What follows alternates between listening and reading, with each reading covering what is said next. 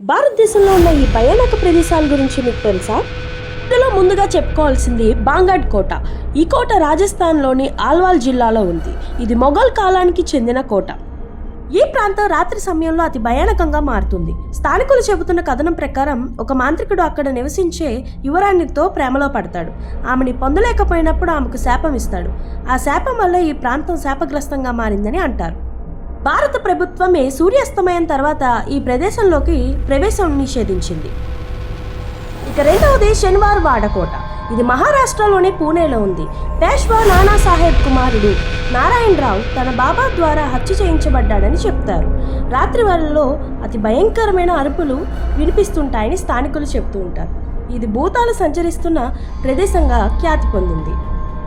రాత్రి 6 గంటల తర్వాత అక్కడ ప్రవేశం నిషిద్ధం. మూడవది డౌన్ హిల్. ఇది డార్జిలింగ్ సమీపంలో ఉన్న పర్వత ప్రాంతం. ఈ ప్రాంతంలో ఎంతో మంది అనుమానాస్పదంగా చనిపోయారు. Down hill boys high school వద్ద రాత్రిపూట అడవుల్లో పిల్లల అరుపులు వినిపిస్తుంటాయంటారు. కొంతమంది తలలేని బాలుడు అడవిలో నడుస్తున్నాడని వాళ్ళు చూశామని కూడా చెబుతుంటారు. ఈ ప్రాంతంలో అనేక అనుమానాస్పద మరణాలు, ఆత్మహత్యలు సంభవించాయి. కొందరు వింతగా మిస్సింగ్ అయిపోయారని కూడా చెబుతుంటారు.